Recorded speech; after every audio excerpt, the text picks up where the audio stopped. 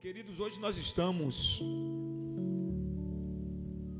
tratando a respeito do 17º milagre de Jesus. O 17º milagre de Jesus narra a respeito da cura de 2 cegos. Está registrado no Evangelho de Mateus, capítulo de número 9, Evangelho de São Mateus, capítulo de número 9, versículo de número 27. O pastor conhece a música Clamo Jesus?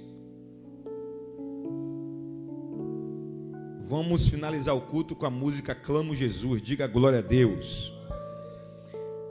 Evangelho de São Mateus, capítulo de número 9, versículo 27. Quem achou, diga graças a Deus, eu achei. Mateus 9, versículo 27, o texto diz: E partindo Jesus dali, seguiram-no 2 cegos. Quantos cegos? Clamando, dizendo: Tem compaixão de nós, ó filho de Davi. E quando chegou à casa, os cegos se aproximaram dele, e Jesus disse-lhes: Credes vós que eu possa fazer isso? Disseram os 2 cegos: Sim, Senhor, cremos. Tocou então nos olhos deles, dizendo: Seja-vos feito segundo a vossa fé. Repita isso comigo, diga: Jesus tocou então nos olhos deles, dizendo: Seja-vos feito segundo a vossa fé. Pronto. E o texto seguinte diz assim: E os olhos deles se lhe abriram, e Jesus ameaçou-os, dizendo: Olhai, que ninguém saiba o que aconteceu. Mas tendo Jesus saído de perto deles, eles 2 começaram a divulgar a fama de Jesus e o que aconteceu por toda aquela terra, por toda aquela região. Eu já estou no versículo de número 31, né? Mas tendo Jesus saído de perto deles, 2 divulgaram a sua fama e o que aconteceu por toda aquela região. Diga glória a Deus. Irmãos, nós precisamos entender alguns assuntos importantes referentes ao 17º milagre, que são assuntos que podem e que vão ajudar nos milagres que eu preciso, nos milagres que vocês precisam. Digam glória a Deus. O versículo 27 diz: Naquele dia, saindo Jesus da casa de Jairo, 2 cegos o seguiram, clamando e dizendo: Filho de Davi, tem misericórdia de nós. Diga louvado seja Deus. Irmãos, vocês sabem que na semana passada nós pregamos a respeito do 16º milagre, que foi o milagre da filha de Jairo, né? Então o texto aqui ele já começa dizendo aqui, ó: Naquele dia, saindo Jesus da casa de Jairo, 2 cegos o seguiram, clamando: Filho de Davi, tem misericórdia de nós. O que é que nós entendemos logo no início, missionário Lucas? Nós entendemos que Jesus estava hospedado ali naquela região, porque Jairo foi atrás dele. Jairo foi atrás de Jesus, tirou Jesus do local que ele estava e levou ele para a casa dele. Mas quando o milagre aconteceu na casa de Jairo, Jesus retornou para a casa que ele estava hospedado. Quando Jesus sai da casa de Jairo, aparecem 2 cegos. E esses 2 cegos começam a clamar: Jesus, filho de Davi, tenha compaixão de nós, tenha misericórdia de nós. Precisamos entender isso aqui. Preste atenção. Atenção aqui. A cegueira física era um problema sério no Oriente naquela época. E em nosso tempo atual é a cegueira espiritual que é um problema grave. Naquela época, na época que Jesus estava ali no Oriente, a quantidade de pessoas cegas era algo muito grande, era algo alarmante, né? Por isso que você vai ver durante a passagem de Jesus sobre a terra, que houve uma quantidade de pessoas cegas, que volta e meia Jesus curava. Os textos bíblicos falam de pelo menos uns 6 cegos que Jesus curou. Diga glória a Deus. Mas no nosso tempo, irmãos, a cegueira que é alarmante não é a cegueira física, é a cegueira espiritual. Eu creio que nessa noite eu não estou pregando para nenhum cego físico. Todo mundo aqui enxerga, sim ou não? Todo mundo enxerga? Glória a Deus, todo mundo enxerga. Mas o que está atrapalhando o agir de Deus nas nossas vidas muitas vezes é a cegueira espiritual. A Bíblia diz que Satanás, o diabo, ele tem a capacidade de colocar cegueira espiritual nas pessoas. E o que é a cegueira espiritual? A cegueira espiritual, irmãos, é quando você sabe que alguma coisa vai dar errado e você faz a si mesmo. A cegueira espiritual é quando você sabe que algo vai dar ruim e você faz a si mesmo. A cegueira espiritual é quando tem alguma coisa que você sabe que aqui na Bíblia está errado e você faz a si mesmo. A cegueira espiritual é quando Deus usa alguém para dizer: não vá por esse caminho aí não, e você vai a si mesmo. Lembra do profeta novo e do profeta velho? O profeta novo recebe uma direção da parte de Deus: vá, faça essa obra aqui, mas não volte pelo mesmo caminho, volte por outro caminho, porque se você voltar por esse caminho, você vai morrer. Aí o profeta novo vai lá e faz a obra que ele foi orientado a fazer. Quando ele termina, ele encontra quem? O profeta velho.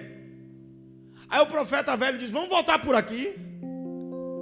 Aí o profeta novo disse: não, eu recebi direção de Deus que não podia voltar por aí não. Aí o profeta velho fala: mas eu sou profeta também, rapaz, e eu estou te dizendo para a gente ir por aqui. Aí o profeta novo foi. O que aconteceu com o profeta novo? Diga: morreu. Por que morreu? Porque Deus deu uma direção e ele preferiu ouvir a voz do homem. Então Deus sempre vai me dar uma direção, sempre vai te dar uma direção. Entenda esse princípio. Nada vai acontecer na minha vida e na sua vida sem que antes Deus nos dê uma direção. Deus sempre vai dizer: meu filho, não vá por esse caminho. Minha filha, não vá por esse caminho. Meu filho, não coma desse alimento. Minha filha, não coma desse alimento. Meu filho, não ande com essas amizades. Minha filha, não ande com essas amizades. Sempre Deus vai dar uma direção. Mas a cegueira espiritual não vai nos permitir enxergar a direção de Deus. E corremos o risco de pagar um alto preço. Irmãos, eu não vou mentir a vocês não. Eu amo Jesus. Mas mesmo que eu não amasse Jesus, olha o que eu estou te falando, presta atenção. Eu amo Jesus, por isso que eu obedeço. Eu obedeço Jesus porque eu amo Jesus. Tem umas coisas estranhas, mas eu obedeço a si mesmo.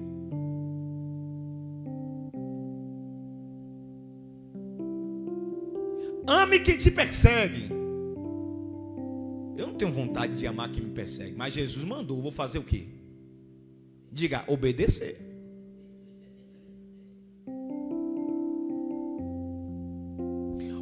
ore por quem te caluniia. Eu não tenho vontade de orar por quem me caluniia, mas eu oro assim mesmo, porque a Bíblia diz que eu tenho que orar.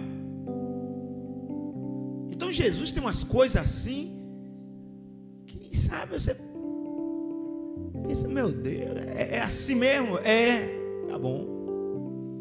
Aí ele, antes de voltar para o céu, primeiro ele chega e diz assim: olha, eu vou deixar os 10 mandamentos resumidos para vocês. Ame o Senhor teu Deus acima de todas as coisas, e ame o teu próximo como a ti mesmo. Até aí a gente estava acostumado, era assim que dizia lá no Antigo Testamento. Mas aí ele morre, ressuscita, fica 40 dias na terra. Depois chegou a hora dele voltar para o céu. Aí ele fala assim: um novo mandamento eu vos dou. Aí resolveu apertar mais ainda: que vocês amem uns aos outros como eu vos amei.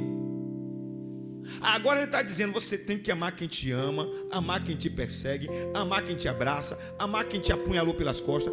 Você tem que amar todo mundo. E não é amar do seu jeito, não. Ele fala assim: amar como eu vos amei. Ou seja, amor sacrificial. Como é, bispo, esse amor sacrificial? Você está orando, ajoelhado, aí você lembra do perturbado. A lágrima cai e você diz assim: perdoa ele, Jesus. Não deixa morrer de fome, não. Salva aquela alma. A sua carne está dizendo ao contrário, mas está dizendo: não, estou te obedecendo, Pai. Salva lá. Perdoa lá, Jesus. A sua carne não está querendo dizer isso, não. A sua carne está querendo dizer assim: mata ele.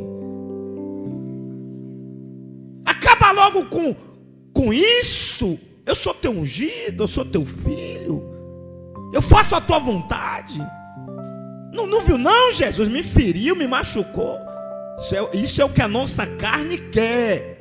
Mas Jesus disse: um novo mandamento eu vos dou, que vocês amem uns aos outros como eu vos amei. Amor sacrificial. O sangue estava correndo na cruz. Ele pediu água, deram vinagre podre para ele. Ele estava sem conseguir mais respirar, prestes a morrer. Olha para todo mundo e fala assim: Pai, perdoa eles, porque eles não sabem o que fazem.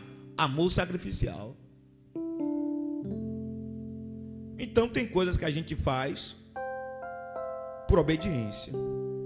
Mas repita comigo assim: obedecer é melhor do que sacrificar.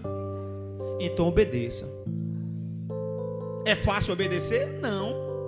Não é fácil obedecer nada. Quem me disser que obedecer é fácil é mentira. Obedecer não é fácil. Mas se a Bíblia diz que obedecer é melhor do que sacrificar, eu prefiro obedecer, porque eu não quero correr o risco de pagar preço.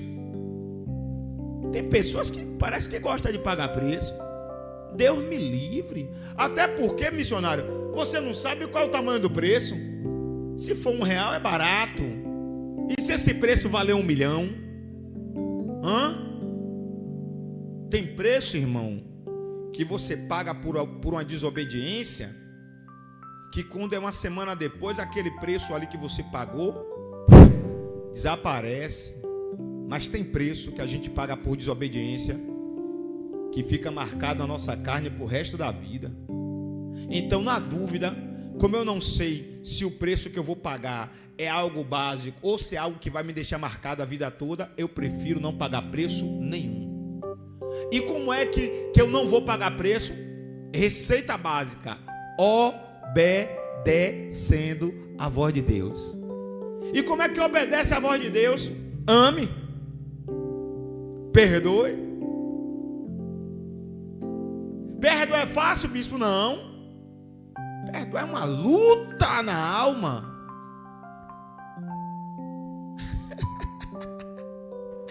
Pedro não queria perdoar ninguém.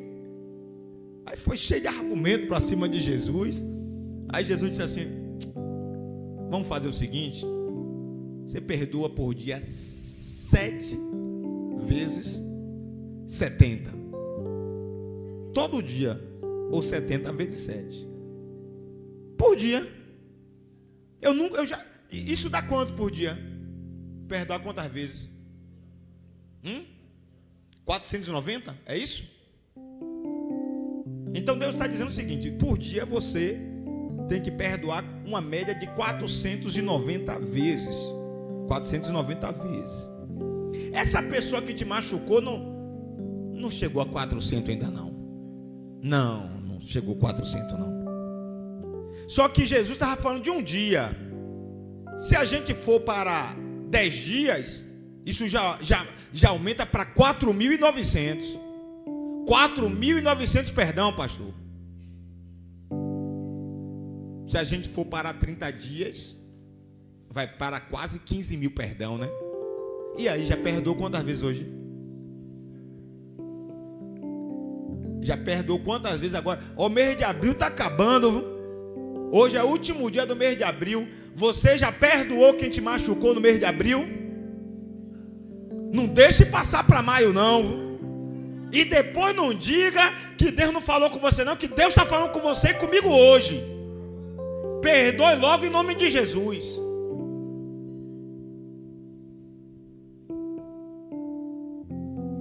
E o senhor, bispo, chegar em casa depois dessa mensagem, eu vou perguntar a Jeová se alguém está me devendo alguma comédia aí, que é para poder perdoar. Perdoar o vaso. Amém, irmãos?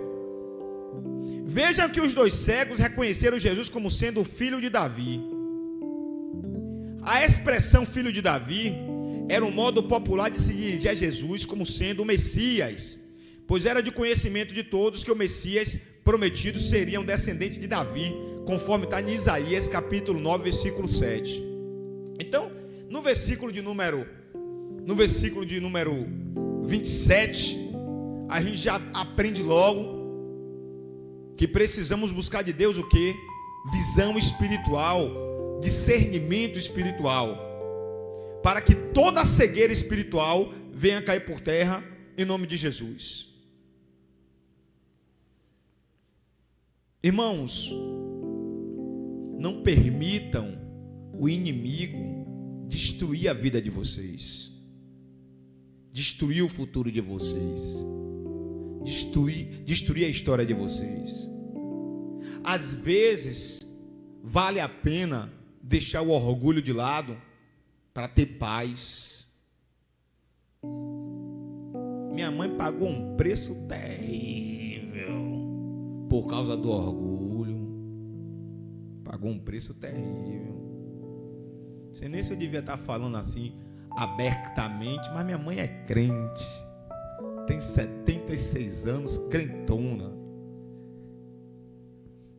Minha mãe pagou um preço terrível por causa do orgulho. Passou um período separada do meu padrasto, porque não queria uma reconciliação. Aí chegou um momento que meu padrasto endureceu o coração. Aí quem não queria mais a reconciliação foi meu padrasto. Ô rapaz, não sei o que foi que aconteceu. Depois de um tempo o coração da velhinha amoleceu. E aí a velhinha queria a reconciliação. Só que agora meu padrasto disse: agora eu não quero. E aí eu fui enviado de Feira de Santana várias vezes em missão de paz. A velhinha ficava aqui, na rua de Brita aqui, e meu padrasto morando lá no interior. E de vez em quando eu ia lá em missão de paz, sentava lá com ele para poder negociar, costurar uma reconciliação. E eu ia lá com todos os argumentos do mundo, argumentava, falava dos atrativos da minha mãe, explicava com riqueza de detalhe como ela estava, a idade chegando e cada vez mais vistosa, mais atraente. Mas não tinha acordo, irmão. Depois que eu acabava de argumentar tudo, ele dizia: eu voltava arrasado. Vou mentir a você, voltava para Salvador arrasado. Pô, o cara tá escorando minha mãe, tá repreendido em nome de Jesus. Minha mãe é uma negra linda daquela, mas foi o quê? O orgulho. O orgulho atrapalha.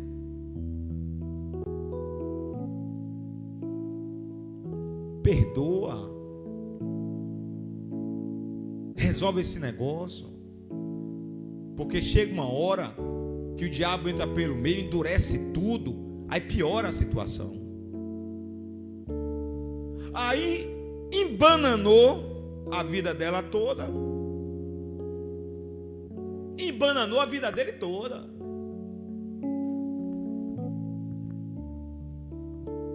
Nesse inteirinho, ele sozinho lá pelos matos, lá pela roça, apareceu uma sujeita e veio uma criança, uma menina, e faltou pouco para poder ela perder de vez.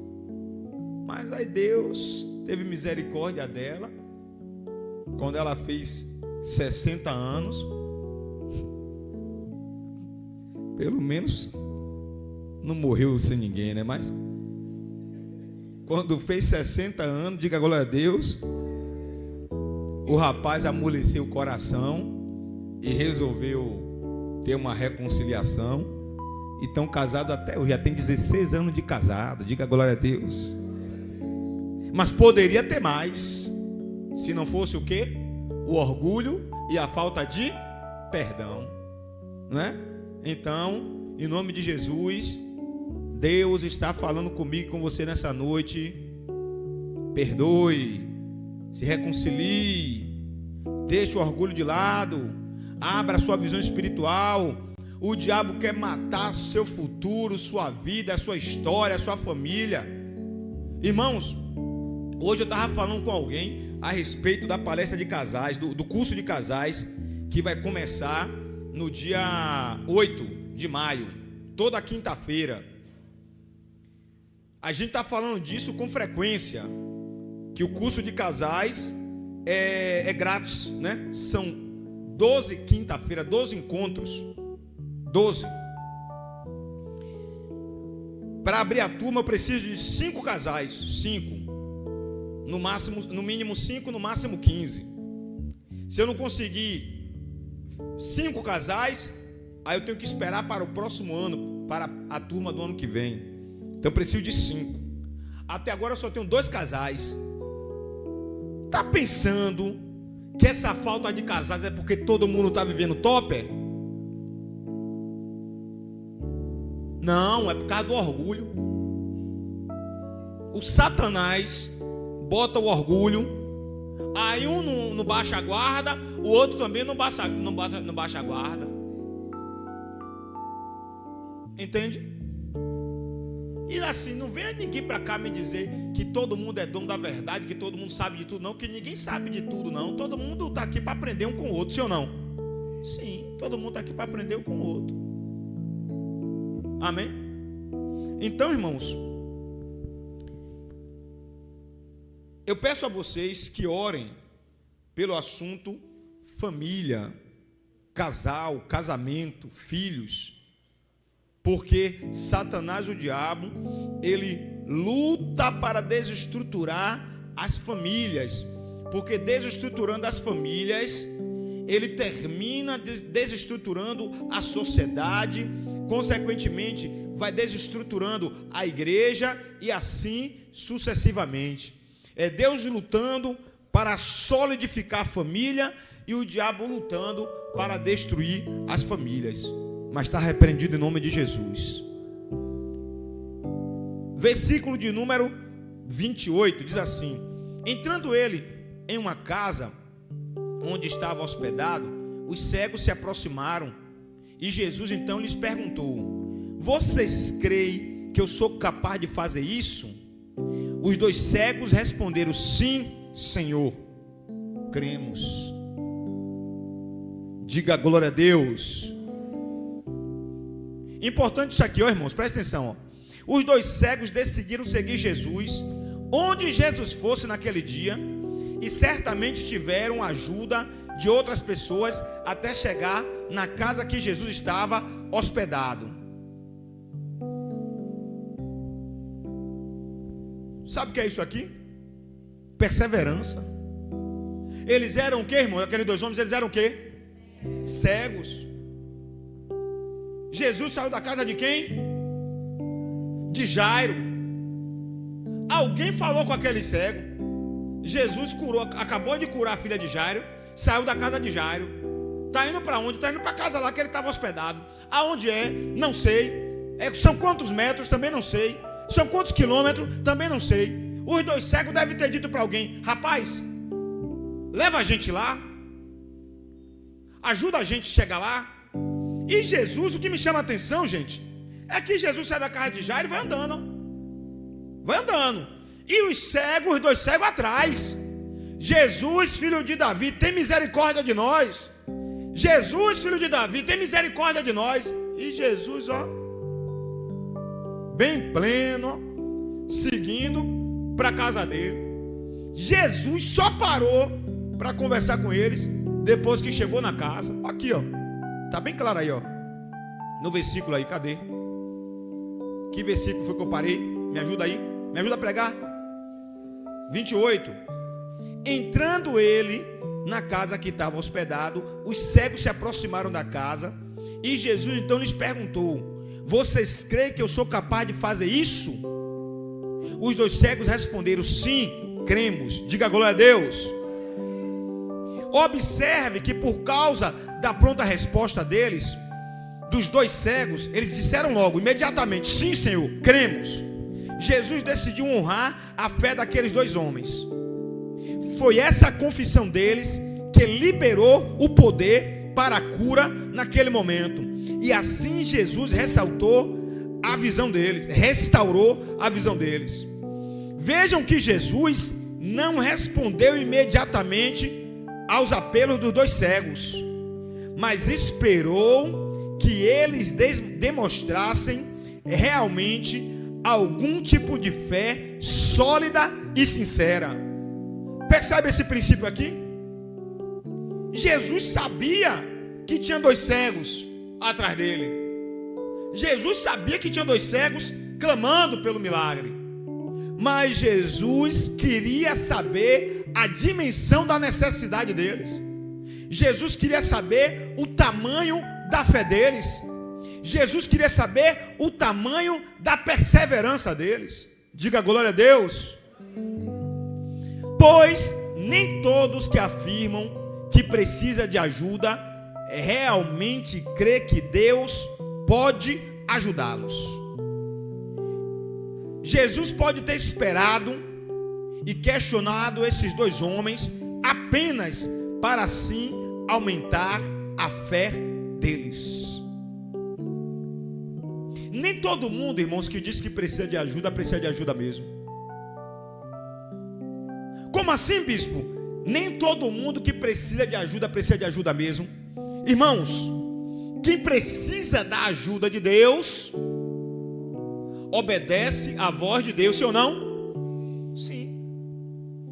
Eu preciso da ajuda dele, logo eu vou obedecer à voz dele.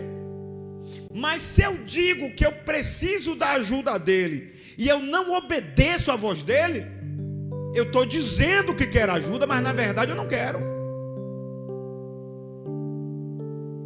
Vamos transferir esse negócio para a medicina, para vocês entenderem. Quando você vai no médico porque você precisa de quê? De atendimento, de remédio, de uma cura, sim ou não? Sim. Aí tem gente que o médico vai dizer assim: você não pode comer isso, não pode comer isso, não pode comer isso. Aí a pessoa chega em casa, tudo que o médico disse não coma, o que é que ele faz? Come. Precisa de ajuda? Não. Porque se precisasse de ajuda, iria obedecer à orientação do médico. Quantas pessoas que o médico diz não coma sal? Ele disse: sim, senhor, doutor. Chega em casa, pau. Não coma açúcar. Sim, senhor, doutor. No consultório. Chega em casa, pau. Açúcar. Sal. Não coma gordura. Eu amo gordura. Você ama gordura? Você ama gordura? Você ama sal? Você nasceu primeiro do que o sal? Você nasceu primeiro do que a gordura, nasceu primeiro do que o açúcar.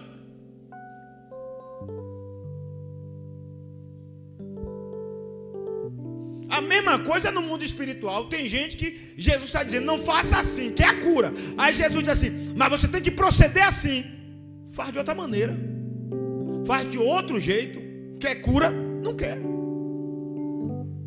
Se você quer cura no médico, obedeça o médico. E se você quer cura no mundo espiritual, obedeça Jesus.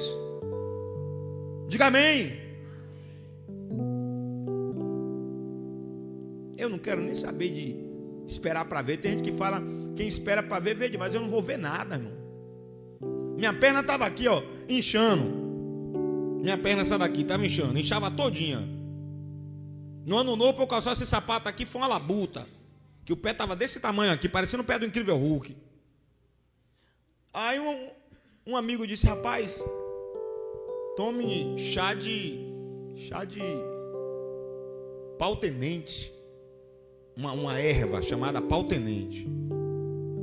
Aí a doutora lá do médico disse assim, tire da sua dieta açúcar, refrigerante, farinha, e o outro é o quê? Me ajuda aí?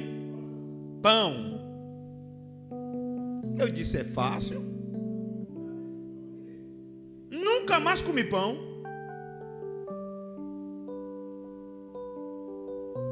Nunca mais comi farinha. Açúcar, de vez em quando eu tenho uma recaída, mas também estou evitando açúcar. E refrigerante, ó, não me viu mais, porque eu só vivia no refrigerante. Farinha, meu irmão, todo dia, de meio-dia e de noite. Pão, oh meu Deus, pão era de manhã, meio-dia, de noite e de madrugada. Sabe o que aconteceu? Minha perna, ó, parou de inchar. Ó como meu sapato entra e sai. Ó para aqui que beleza, ó. Ó para aqui. Ó, de uma mão, gente, ó, de uma mão, ó, entrou, tá vendo? Se eu continuasse comendo o que não podia, daqui a pouco eu tinha um problema grave na perna, que eu já estava sentindo dores. Então obedeça, rapaz, para viver o milagre, para ver Deus agir na sua vida. Você nasceu primeiro do que pão? Nasceu primeiro do que farinha? Quando eu nasci já existia farinha, já existia pão. É uma labuta, vou falar a verdade, né? Na hora de almoçar, você vê aquele arroz com feijão, um molinho. Aí você olha para a vasilha da farinha, o olho cresce, mas você diz, está repreendido em nome de Jesus, toda a farinha, né?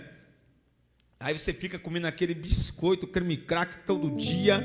Aí você vê um pãozinho fresquinho, o olho cresce, está repreendido em nome de Jesus. Nem só de pão viverá o homem, mas de toda a palavra que sai da boca de Deus. Aplauda o Senhor Jesus.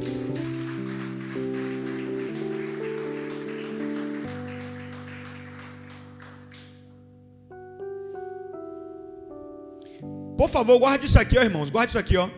Quando vocês acharem que Deus está demorando muito para responder às suas orações, lembre-se que Ele pode estar lhe testando, como Ele fez com aqueles dois cegos. Olhe para alguém aí, carinhosamente diga assim: quando você achar que Deus está demorando muito para responder a sua oração, lembre-se que Ele pode estar lhe testando, como Ele fez com aqueles dois cegos.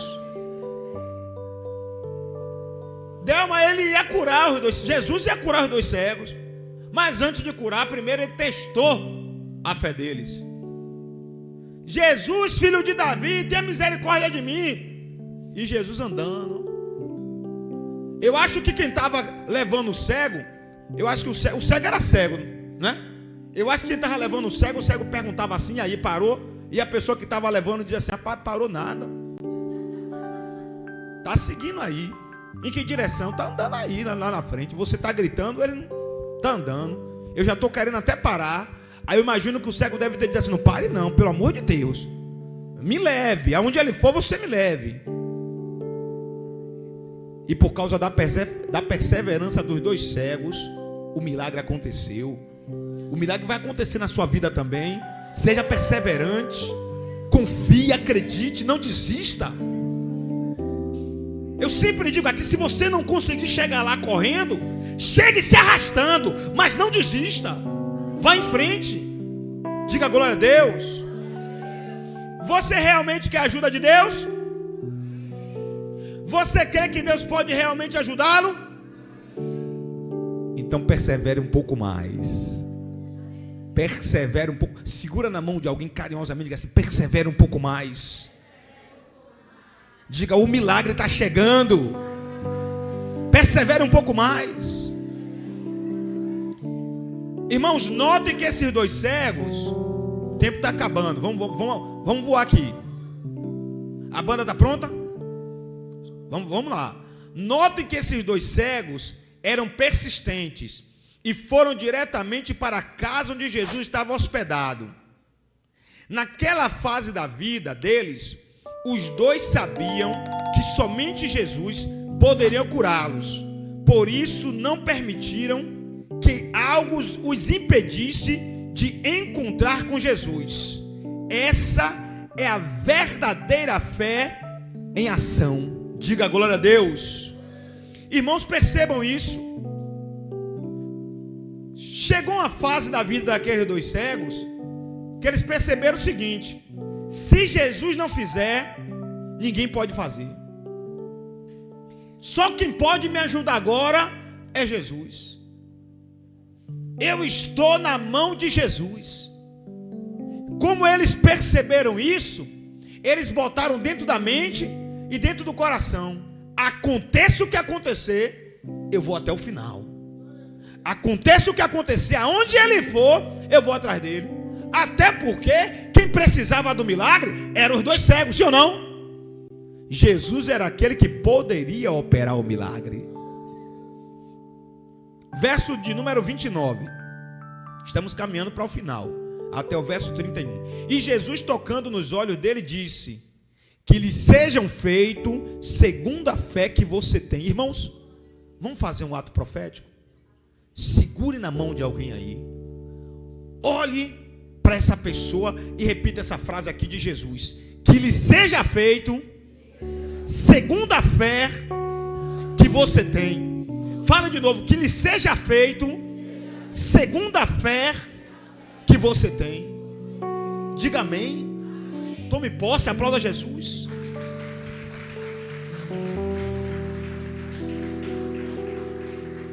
Percebam isso aqui. Jesus não quis dizer que ele curaria os homens de maneira proporcional à fé deles, mas que ele os iria curar por causa do exercício da fé. Diga amém. Sem dúvida nenhuma, o ponto central da história aqui, neste texto, é a fé excepcional mostrada pelos dois homens cegos.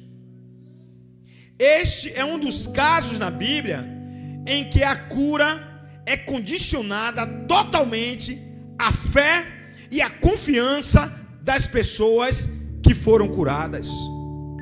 Existem casos, irmãos, que a fé e a confiança em Deus vai gerar um milagre na minha vida e na sua vida. Diga glória a Deus.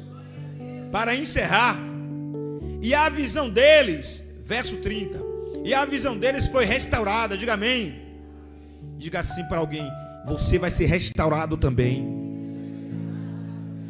Então Jesus os advertiu severamente, dizendo: cuide para que ninguém saiba disso. Não comentem com ninguém sobre isso. Diga glória a Deus. Verso 31, último versículo da noite. Eles, porém, saíram e espalharam a notícia por toda aquela região. Pastor, Jesus faz umas coisas estranhas. Ele acabou de curar dois cegos e disse assim: não conte para ninguém não. Não. Sejam sinceros, irmãos. Quem aqui, se fosse cego, Jesus dissesse assim: não conte para ninguém não, quem quer ficar calado? Ia ficar calado o quê, rapaz? Ia ficar, quem quer ficar calado, rapaz? A pessoa ia sair dando cambalhota, pulando, saltando. Quando alguém perguntasse: foi o quê? Tô vendo, não tá vendo? Não, era cego, rapaz. Não lembra de mim, não? Ninguém ia ficar calado.